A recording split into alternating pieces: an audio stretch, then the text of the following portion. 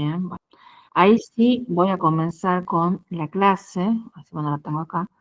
Bien, voy a comenzar con lo que vendría a ser la clase y como les digo, esta primera clase es una clase que es justamente de lo que vendría a ser de química, bien, y es una clase que es base. O sea, todos los programas de ingreso comienzan justamente con esta unidad. Entonces tienen que entender todo lo que vendrían a ser conceptos para que luego les sea mucho más sencillo los demás temas. Y es un tema que está un poco incompleto en las guías del ingreso y también un poco desorganizado. Entonces lo que voy a hacer es darle lo que vendría a ser un orden. Entonces voy a ir viendo un par de conceptos para lograr eso. ¿Bien? Entonces, lo primero que vamos a considerar acá es qué es lo que vendría a ser la materia. Bien, la materia es todo lo que tiene masa y ocupa un lugar en el espacio. O sea, absolutamente todo lo que a nosotros nos rodea es materia. Bien, tengan en cuenta otra cosa, que la materia no siempre es visible. Bien, la materia también puede ser imperceptible a nuestros sentidos. Bien, por ejemplo, nosotros vemos, por ejemplo, la mesa, la silla que está a nuestra par, pero por ejemplo nosotros no vemos el aire y el aire también es materia. Bien, entonces tengan en cuenta que la materia no siempre es visible. Bien, otra cosa importante es que la materia tiene volumen y tiene inercia. ¿Qué es el volumen? El volumen es el espacio que ocupa la materia. Bien, y la inercia es una propiedad característica de la misma que dice que la materia, a menos que yo la someta a un cambio o, por ejemplo, a una fuerza, ella tiende a permanecer en su estado original. O sea, ¿qué significa eso? Que si algo está en reposo, tiende a permanecer en reposo, y si algo está en movimiento, tiende a permanecer en movimiento, al menos que yo aplique una fuerza sobre ella. Entonces, materia es eso, es todo lo que tiene masa y ocupa un lugar en el espacio. Ese es un primer concepto que tenemos que tener claro. ¿Bien? Después acá les pongo algo que se llama el modelo corpuscular de la materia, que me permite que yo entienda lo que sigue. ¿Bien? ¿Por qué? Porque nosotros vamos a ver distintas clasificaciones de la materia, ¿bien? Pero todas tienen lo que vendría a ser un origen común. O sea, la materia, sea del estado en el que se encuentre, en el tamaño en el que se encuentre, la materia está formada por partículas muy pequeñas conocidas con el nombre de átomos. ¿Bien? O sea, la materia está formada por partículas pequeñas conocidas con el nombre justamente de átomos. Átomos es un tema que también luego hay que verlo, ¿bien? Entonces, la materia sí o sí está formada por átomos. Otra cosa importante es que las partículas que constituyen a la materia se encuentran en movimiento. Bien, el movimiento puede ser en el mismo lugar, un movimiento vibratorio, o bien puede ser que la materia se desplace, un movimiento, por ejemplo, lateral. Después, otra cosa importante es que entre las partículas, ¿verdad?, que formen a la materia, existen lo que serían fuerzas. Bien, existen lo que vendrían a ser fuerzas, pueden ser fuerzas de atracción y también, o también llamadas fuerzas de cohesión, y también existen las llamadas fuerzas de repulsión o fuerzas de rechazo. Entonces, justamente, cuando predomine una o la otra, eso, por ejemplo, permite determinar el estado de agregación de la materia, si es sólida, si es líquida o si es gaseosa. Y por último, acá también les menciono que entre las partículas hay espacios donde no hay materia. Eso también va a depender de si es sólido, si es líquido o si es gaseoso. En conclusión, yo lo que quiero que acá claro es que la materia sí o sí está formada por átomos, que las partículas que la constituyen presentan movimientos que a veces están más juntas, a veces están más separadas, y a veces justamente hay espacios más grandes o más pequeños entre los constituyentes. Eso nada más por ahora. ¿Bien? Después acá otra cosa como para introducirnos hacia donde vamos yendo, que es justamente la clasificación de la materia y demás, tengo este cuadro que me muestra lo que vendría a ser la organización de la materia desde el punto de vista macroscópico al punto de vista microscópico. Es decir, desde lo que yo veo a simple vista hasta lo que yo no puedo visualizar directamente. Y acá aparece, por ejemplo, lo que vendría a ser el cuerpo. Un cuerpo es una porción delimitada de materia. Si yo a ese cuerpo, por ejemplo, acá tenemos lo que vendría a ser un serrucho, pero por distintos métodos, yo lo que hago es reducirlo a un tamaño más pequeño, voy a tener lo que vendría a ser partículas. Tanto el cuerpo como la partícula generalmente son visibles a simple vista, ¿bien? Y si me voy a una constitución más, digamos, interna, más pequeñita, ahí aparecen lo que vendrían a ser las moléculas, aparecen los átomos y las partículas subatómicas. Ahora se los voy a explicar al cuadro al revés. Y otra cosa que les voy a dejar en claro, esto es un nivel de organización de la materia. La materia puede existir en forma atómica, en forma molecular, en forma de partícula, en forma de cuerpo. No es que necesariamente toda lo que es materia va a ser cuerpo o va a ser partícula y demás. Bien, eso también tengan en cuenta. Bien. Y después una organización al revés, ahora que sería desde lo más pequeño hacia lo más grande.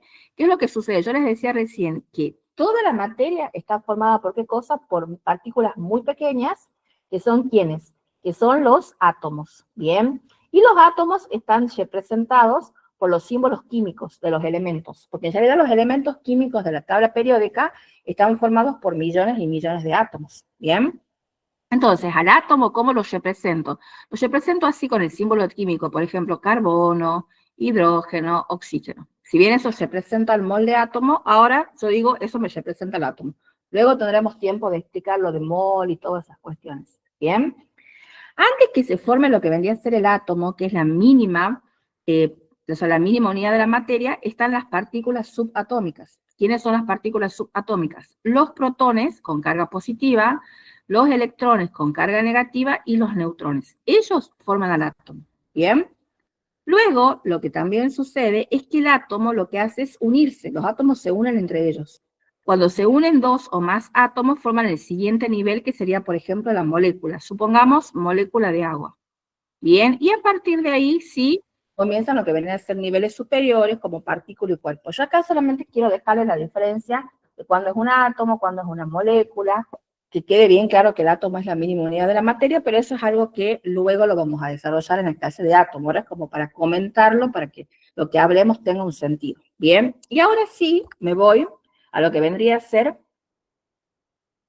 a la clasificación de la materia. Y si hay una cosa, un tema que está desorganizado en la guía del ingreso, es justamente esta parte. ¿Por qué? Porque aparece por un lado uno, después hablan de otra cosa, después vuelve a aparecer el otro y ahí comienza el lío. Entonces, en realidad, la materia se clasifica en base a 4 criterios. Bien, el primer criterio es por la superficie de contacto entre lo que vendría a ser el sistema y el medio. Bien, o sea, el medio es lo que la rodea a la materia. Bien, o sea, el medio es lo que la rodea a la materia. Y entre ese medio puede existir intercambio de masa y de energía o ningún tipo de intercambio, ya vamos a ver. Entonces, por la superficie de contacto entre el sistema y el medio. Otro sería por sus propiedades intensivas, y las propiedades intensivas son aquellas que no dependen de la cantidad de materia, ya vamos a ver también la clasificación de las propiedades. El otro sería por su composición química, ahí lo vamos a clasificar en sustancia y en mezcla, y el otro sería por su estado de agregación, sólido, líquido y gaseoso. Entonces, esos 4 criterios son los que nosotros nos piden de clasificación, ¿bien? Ya vamos a ver los conceptos que seguramente ustedes, si han leído las guías, lo han visto ahí. Entonces vamos a comenzar justamente por el primero, que sería por su superficie de contacto. Como yo les digo, la materia está rodeada por medio. Y cuando yo estudio la materia, la estudio bajo el concepto de lo que vendría a ser, estudio un sistema material. Sistema material puede ser algo real o puede ser algo imaginario, ¿bien?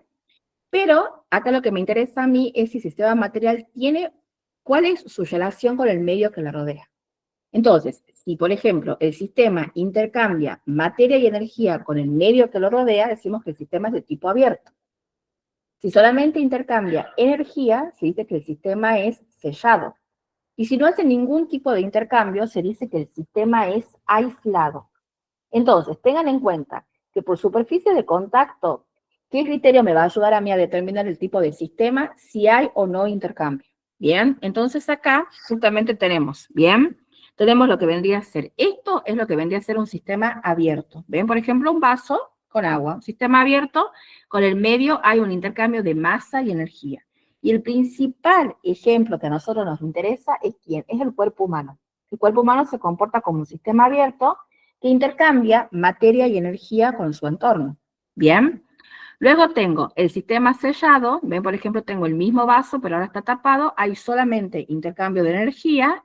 Y por último, el sistema aislado, en el cual no hay ningún tipo de intercambio. Bien, entonces, por superficie de contacto, sistema abierto, intercambio de masa y energía, o de materia y energía. Sistema sellado, solamente es intercambio de energía, y aislado, ningún tipo de intercambio. Ese sería un criterio. El otro criterio sería por sus propiedades intensivas. En un ratito, como les decía, voy a ver cuáles son las propiedades intensivas, pero les cuento brevemente que las propiedades intensivas no dependen de la cantidad de materia. Propiedades intensivas son, por ejemplo, el punto de fusión, el punto de ebullición, el color, el olor y el sabor, entre otras que ya vamos a ver. Entonces, por sus propiedades intensivas, los sistemas materiales se clasifican en dos. Acá me salió mal la letra. Tenemos, por un lado, lo que vendría a ser homogéneo, y por otro lado tenemos lo que vendría a ser heterogéneo. Acá en el Power es un poquito difícil de escribir. Yo, por ejemplo, cuando es una clase más práctica, escribo con la otra pizarra. Pero acá, bueno, para no estar saliendo y entrando, lo escribo desde el Power. Tenemos homogéneo y heterogéneo. El sistema que es homogéneo es aquel sistema que tiene una sola fase. O sea, yo cuando lo veo al sistema no puedo distinguir cuántos componentes tiene porque yo veo que es una sola cosa. Entonces, ese sistema que tiene una sola fase se comporta como un todo. Y en cualquier punto del sistema las propiedades son iguales. Ya vamos a ver la gráfica. En cambio, el sistema heterogéneo es aquel que tiene dos o más fases y cada una de sus fases se comporta en forma independiente. Este concepto de homogeneidad y heterogeneidad es un poquito ambiguo. Por ejemplo, en el examen, si a ustedes no le dicen cuál es el medio que ustedes han utilizado para ver, porque ustedes puede ser que han utilizado la simple vista o puede ser que han utilizado el microscopio. Si ustedes no le dicen, por ejemplo, que han utilizado el microscopio, ustedes van a considerar homogéneo lo que ustedes a simple vista no pueden distinguir lo que vendría a ser sus componentes. Y heterogéneo lo que sí pueden distinguir sus componentes. ¿Por qué les digo esto? Porque, por ejemplo, hay cosas, como por ejemplo la sangre. Si yo la sangre la veo a simple vista, la sangre es homogénea. Yo no puedo distinguir dónde está el plasma, los glóbulos rojos, los glóbulos blancos, las plaquetas. Pero si yo la miro con el microscopio, ahí yo sí puedo distinguir sus componentes. Por eso les digo que es un concepto un poquito ambiguo que depende qué uso yo para ver. Entonces, si a mí no me aclaran eso, si me dicen un sistema formado por tal y tal cosa y yo a simple vista no distingo sus componentes, eso es homogéneo. Y si sí distingo sus componentes, es heterogéneo. ¿Bien? Entonces ahora vamos a ver justamente lo que vendría a ser una gráfica. Acá tengo lo que vendría a ser un sistema que es homogéneo. ¿Bien? ¿Qué determina que un sistema sea homogéneo o heterogéneo? Lo que determina sería, por ejemplo, el estado de agregación en el que se encuentran las sustancias que los constituyen, si son sólidas, líquidas o gaseosas, también el tamaño que tienen las partículas y también el carácter químico que tienen. ¿Bien? Entonces, por ejemplo, este sistema es un sistema que es homogéneo. Por ejemplo, dice agua con sal disuelta. Es un sistema que es homogéneo porque tiene una sola fase y sus propiedades intensivas son iguales en cualquier punto del sistema. Yo acá a simple vista, bueno, no puedo saber cuál es el punto de fusión, ebullición, pero sí puedo al menos ver el color y veo que es como un todo. Entonces, justamente eso es lo que vendría a ser un sistema que es homogéneo. ¿Bien? En cambio, un sistema que es heterogéneo son estos dos que yo tengo acá, porque yo estoy viendo lo que vendrían a ser dos fases. Ven, por ejemplo, acá aceite y agua. ¿Bien? Entonces, en el aceite y agua justamente aparece este carácter que es justamente que sean líquidos que son inmiscibles, que no se mezclan. ¿Por qué? Porque son muy distintos el aceite y el agua químicamente. Claro, si yo tuviera, por ejemplo, agua con alcohol, se va a mezclar y va a formar un sistema homogéneo. En cambio, agua con aceite no se mezclan justamente por su diferente carácter químico. Entonces, este sistema es un sistema de tipo heterogéneo. Tiene dos fases y cada fase se comporta en forma independiente. O sea, quiere decir que el aceite tiene su propio color, olor, sabor, su propio punto de fusión, de ebullición, y el agua tiene otro, ¿verdad? Y acá en el medio aparece lo que vendría a ser la llamada interfase, que es la superficie de separación. ¿Bien?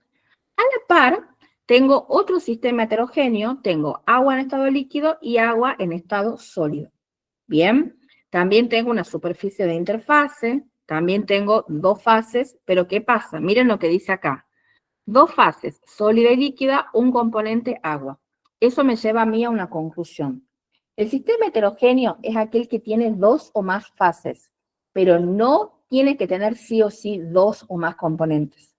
Eso puede ser, como puede ser que no, porque ustedes están viendo un ejemplo que es pregunta muy frecuente, que el agua, por ejemplo, es la misma sustancia química y se puede encontrar en forma líquida, en forma sólida y también en forma gaseosa. Entonces, acuérdense, heterogéneo es porque tiene dos o más fases, Y puede o no tener dos o más componentes. Puede ser un solo componente también. Bien, entonces, eso es la clasificación entre propiedades intensivas. Eso es homogéneo y heterogéneo. Después, el otro criterio es por su composición química.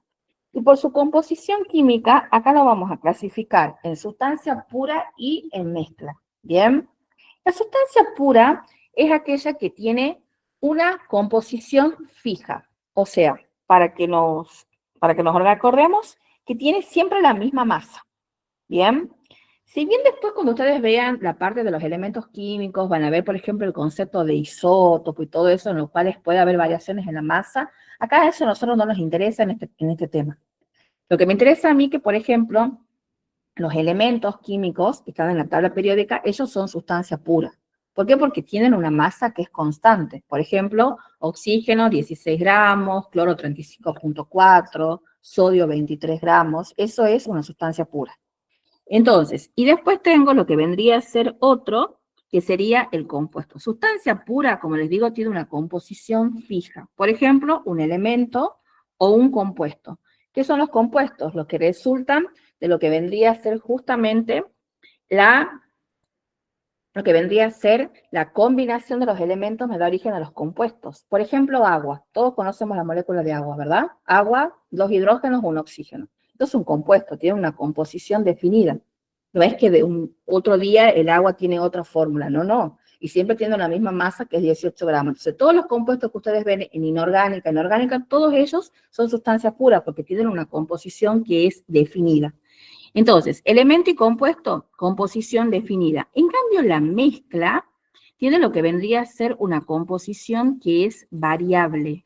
Bien, una composición que es variable. Otra cosa acá, antes de seguir, sustancia pura, elemento y compuesto siempre es homogéneo. Bien, en cambio, la mezcla, que tiene una composición variable, puede ser homogénea o heterogénea. Bien, entonces, la mezcla, vieron recién, veamos el ejemplo de agua con sal. Entonces yo de pronto tengo un vaso con agua, por ejemplo, y yo pongo una cucharada de sal, es agua salada, o pongo azúcar, agua azucarada. Y después tengo otro recipiente y pongo agua, una cantidad X, y pongo 5 cucharadas de azúcar. Y lo mismo es agua azucarada. Entonces no hay una composición definida, ¿verdad? Entonces esa es una mezcla de tipo homogénea. Y después, por ejemplo, lo que yo había visto recién de, por ejemplo, el agua con el aceite o el agua con los cubos de hielo. Eso es una mezcla heterogénea o una ensalada. Hay un montón de formas de hacer, ¿verdad?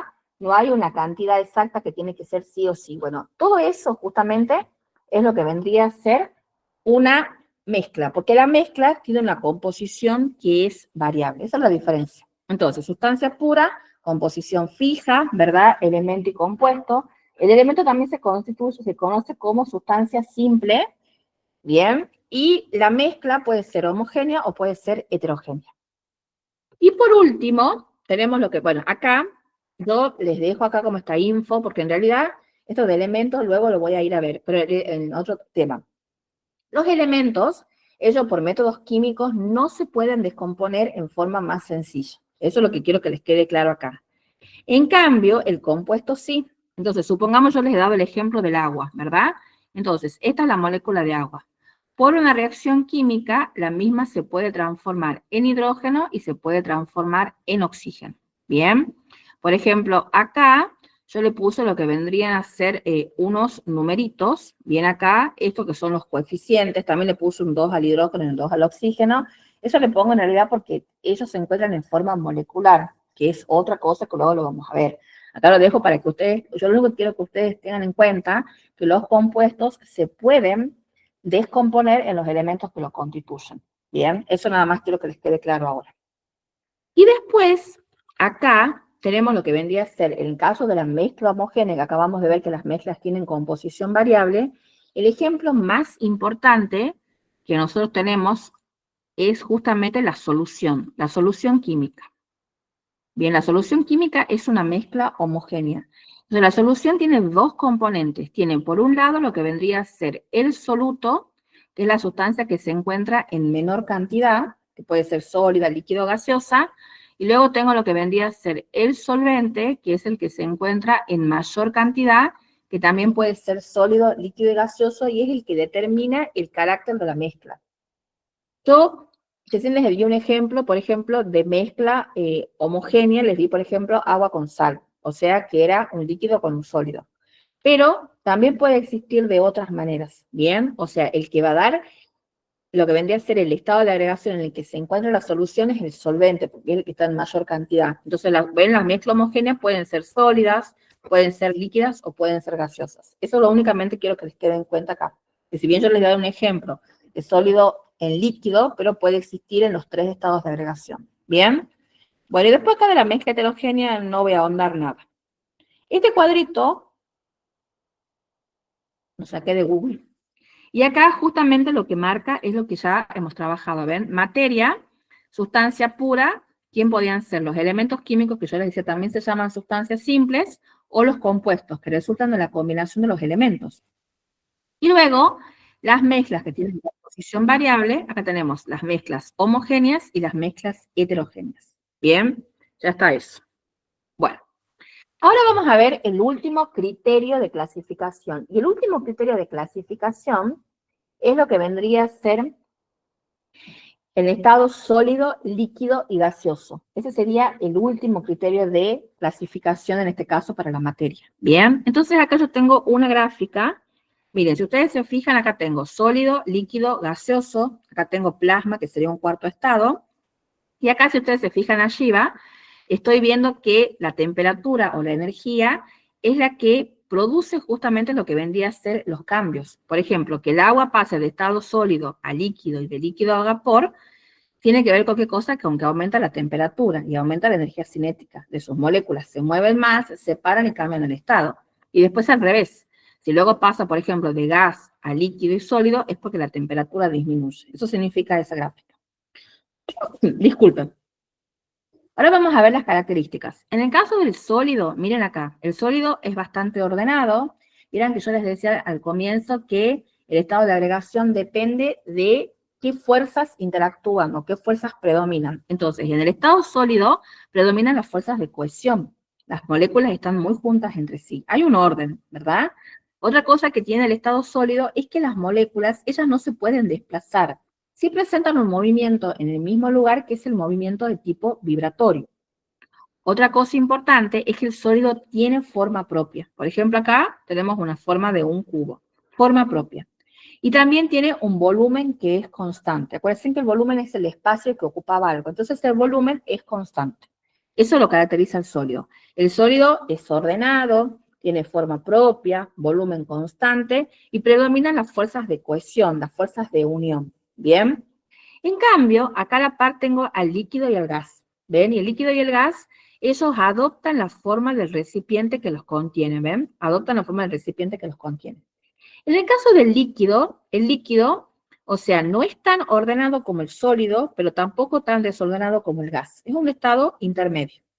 En el caso del líquido hay un equilibrio entre lo que vendría a ser las fuerzas de cohesión y las fuerzas de repulsión. Hay un equilibrio en ese caso. Entonces, ¿el líquido por qué se caracteriza? Se caracteriza porque adopta la forma del recipiente que lo contiene, hay un equilibrio entre las fuerzas de cohesión y las fuerzas de repulsión, y las moléculas, ¿qué pasa? Las moléculas, además de vibrar en el mismo lugar, también se pueden desplazar, se pueden mover, ¿verdad? Eso hace que los líquidos sean fluidos.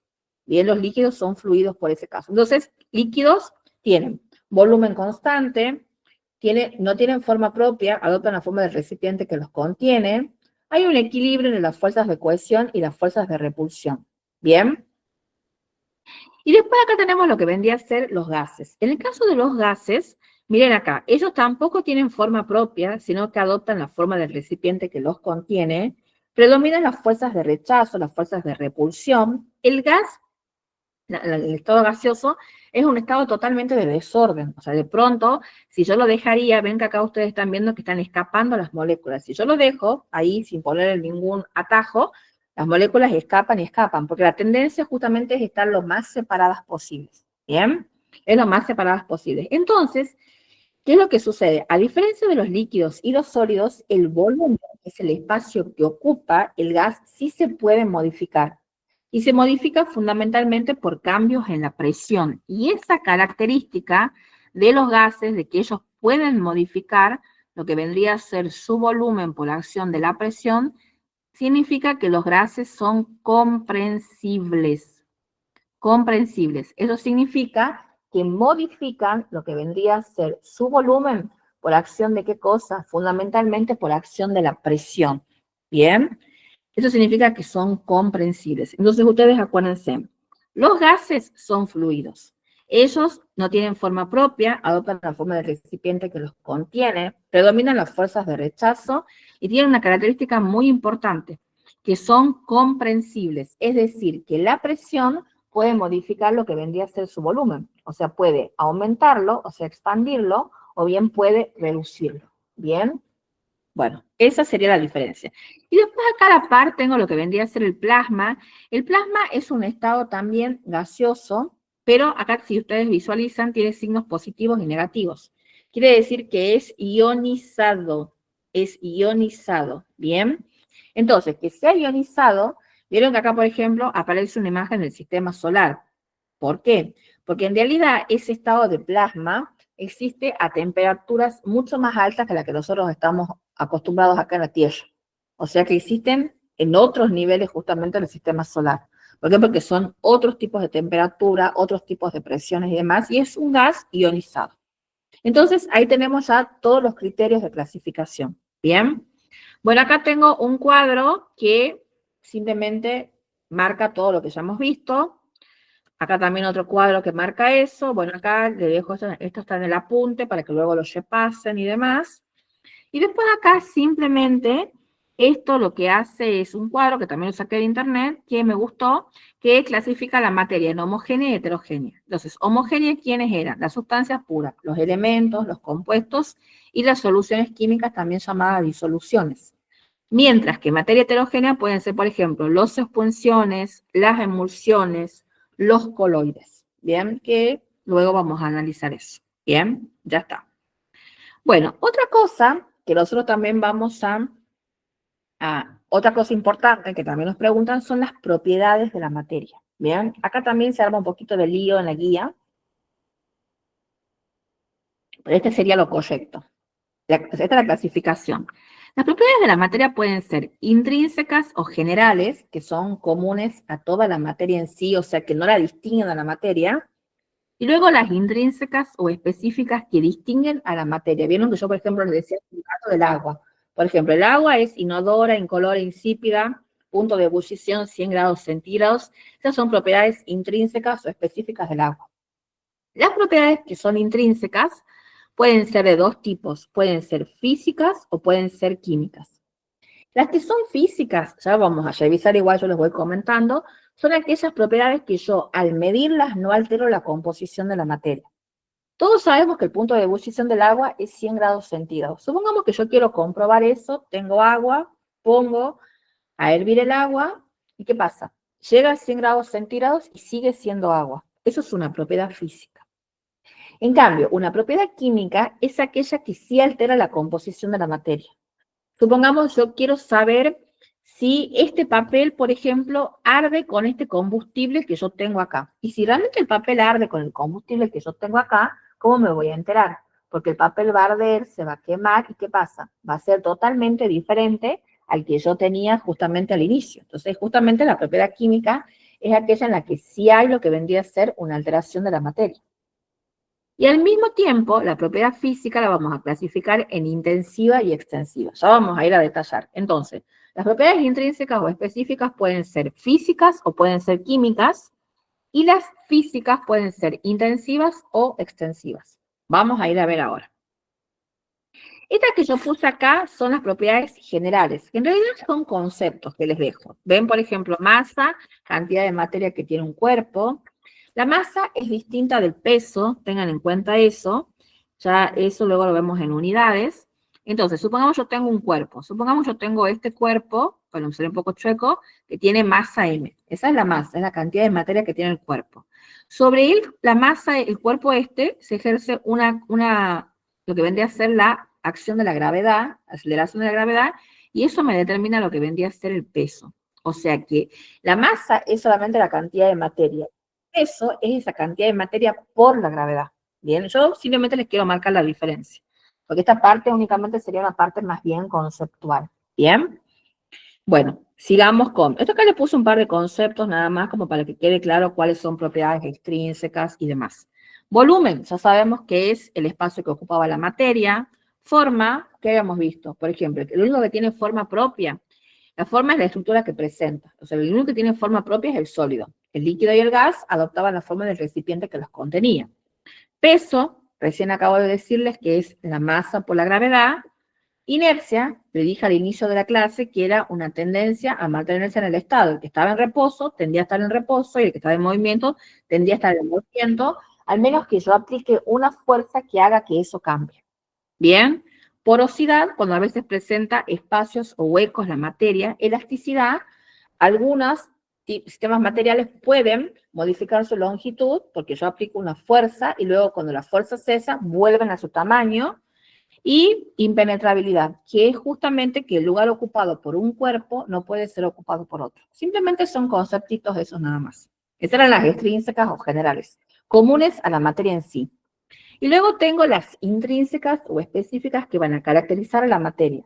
Y acá les había marcado dos, las físicas y las químicas. Entonces, ¿qué les dije de la física? Les dije, las físicas son aquellas que yo las mido y no altero la composición de la materia. Por ejemplo, hervir agua. En cambio, la química, yo le decía, por ejemplo, veo si un papel se quema con un combustible, eso es una. Si yo hago eso, estoy midiendo una propiedad que es del tipo química, que sí altera la composición de la materia. ¿Bien? Entonces, física se puede medir sin alterar la composición y química sí altera la composición. Al mismo tiempo, bueno, acá tenemos ejemplos, ¿ven? Para que sepan que son los ejemplos que suelen preguntar con más frecuencia. Dentro de propiedades físicas, encontramos, por ejemplo, a los caracteres organolépticos, como son el olor, el color, el sabor, la forma, la temperatura de fusión o ebullición. ¿Se acuerdan que yo les dije al inicio de la clase? Densidad, viscosidad, tensión superficial, las propiedades coligativas en general, y propiedades químicas, por ejemplo, la oxidación, la reducción, la inflamabilidad, la acidez y la basicidad. Justamente sirve para medir pH y todas esas cosas. Solamente son ejemplos, luego vamos a ver con detalle. Las propiedades físicas también yo las he clasificado en base a dos criterios. Intensivas no dependen de la cantidad de materia, extensivas sí dependen de la cantidad de materia. Entonces, las intensivas son, por ejemplo, la densidad, la dureza, la viscosidad, el punto de fusión, de ebullición, característicos de una sustancia, sin importar la cantidad de materia. Bien, y después las extensivas son las que dependen de la masa. Por ejemplo, masa, peso, longitud, volumen, por ejemplo. Bien, entonces, en conclusión, las intensivas no dependen de la cantidad de materia y las extensivas sí. Y acá, justamente, les quiero recordar una cosa. Las propiedades que son intensivas no son aditivas, significa que no se suman. Miren acá, yo tengo 1 litro de agua, 10 litros de agua, y el punto de ebullición del agua es 100 grados centígrados, sin importar la cantidad de materia, sin importar la cantidad de agua que tenga. ¿Bien? ¿Y por qué yo digo que no son aditivas? Porque si de pronto yo sumo y ahora tengo 11 litros de agua, la temperatura sigue siendo 100 grados centígrados. Si yo ahora tengo 200 litros de agua, sigue siendo 100 grados centígrados, no importa la cantidad. En cambio, las propiedades extensivas que marcan, por ejemplo, estas bolitas, sí son aditivas, porque dependen de la cantidad de masa. Entonces, la bolita 1 tiene su propia masa, su propio peso, su propio volumen. La bolita 2 tiene su propia masa, su propio peso, su propio volumen. Si yo pudiera fusionarlas en una sola bolita, ¿qué pasa? La bolita 3 va a tener una mayor masa, un mayor peso y un mayor volumen. ¿Por qué? Porque se suman. ¿Bien? Esa es la diferencia. En la intensiva no se suma, en la extensiva sí se suma. ¿Bien? Bueno, acá simplemente también es un cuadrito que me gustó por ahí, que marca a las propiedades extrínsecas o generales, que son todos los conceptos que yo les he dado, y después las intrínsecas o específicas a las físicas y a las químicas también los conceptos que les he dado. Bien, nada más que eso. Acá hago un pequeño corte, la clase no ha terminado, en 1 minuto continúa. Bien, solamente que yo la hago en 2 partes porque así, bueno, me queda separado luego la grabación. Bien, no se vayan, en 1 minuto seguimos. Ya no más sigo. Ahí cortamos la grabación y ya seguimos.